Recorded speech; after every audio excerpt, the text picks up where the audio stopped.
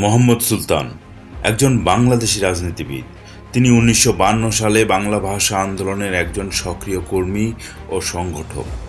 মোহাম্মদ সুলতান ১৯২৬ সালের ২৪শে ডিসেম্বর তৎকালীন দিনাজপুর জেলা, বর্তমান পঞ্চগড় জেলার বদা উপজেলার মাঝগ্রামে জন্মগ্রহণ করেন।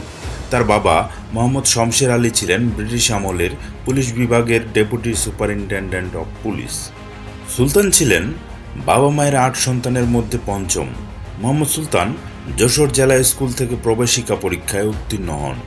রাজশাহী সরকারি কলেজ থেকে স্নাতক ডিগ্রি অর্জন করেন। ১৯৫৩ সালে ঢাকা বিশ্ববিদ্যালয় থেকে স্নাতকোত্তর ডিগ্রি লাভ করেন। সুলতান অল্প বয়সেই ভারত ছাড়ো ব্রিটিশ বিদ্রোহী আন্দোলনের মাধ্যমে রাজনীতিতে আকৃষ্ট হন। ১৯৪৬ সালে পাকিস্তান বিরোধী আন্দোলনে সামিল হন। ১৯৪৮ সালে রাজশাহী ভাষা আন্দোলন ও ছাত্র আন্দোলনে সক্রিয় ভূমিকা পালন করেন। ১৯৫১ সালে যুবলীগে যোগ দিলে তিনি যুবলীগের কেন্দ্রীয় কমিটির যুগ্ম সাধারণ সম্পাদক নির্বাচিত হন। মোহাম্মদ সুলতান ১৯৫২ সালের ভাষা আন্দোলনের অন্যতম সংগঠক। তিনি ঢাকা বিশ্ববিদ্যালয়ের প্রথম কালো পতাকা উত্তোলনকারী শিক্ষার্থী।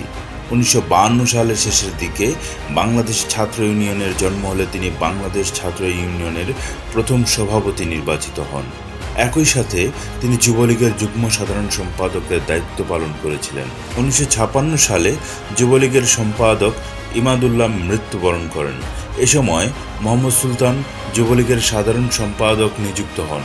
১৯৫৭ সালে ন্যাপের জন্মলগ্ন থেকেই তিনি প্রাদেশিক যুগ্ম সাধারণ সম্পাদকের দায়িত্ব পালন করেন।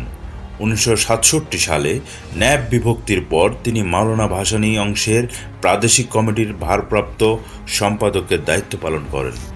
রাজনৈতিক কারণে মোহাম্মদ সুলতান দীর্ঘদিন কারাভোগ করেন।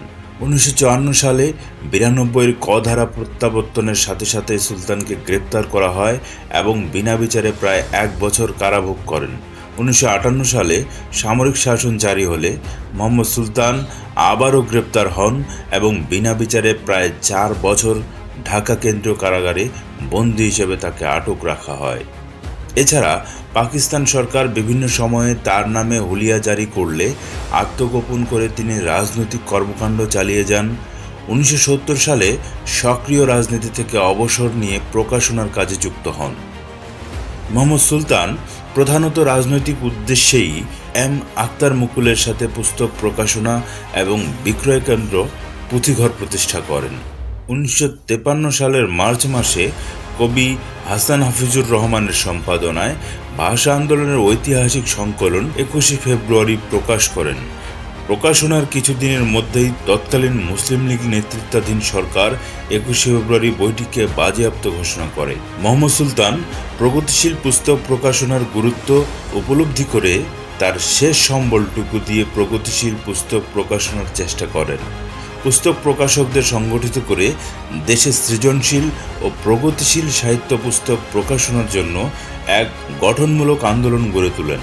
মোহাম্মদ সুলতান বাংলাদেশ পুস্তক প্রকাশনা সমিতির সহসভাপতি এবং বাংলা একাডেমির আজীবন সদস্য ছিলেন। মৃত্যু ও পরবর্তী সম্মাননা। ১৯৮৩ সালের ৩১শে ডিসেম্বর তিনি ঢাকা মেডিকেল কলেজে মৃত্যুবরণ করেন। তাকে জুরাইন কবরস্থানে সমাধিত করা হয়।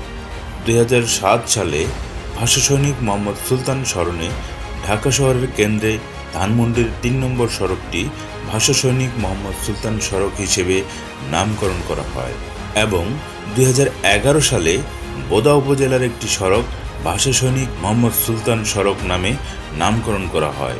এছাড়া ২০১২ সাল থেকে জেলা প্রশাসকের উদ্যোগে আন্তর্জাতিক মাতৃভাষা দিবস উপলক্ষে প্রতি বছর ২১শে ফেব্রুয়ারিতে পঞ্চগড় সরকারি অডিটোরিয়াম চত্বরে ভাষা সৈনিক মোহাম্মদ সুলতান বইমেলার আয়োজন করা হয়।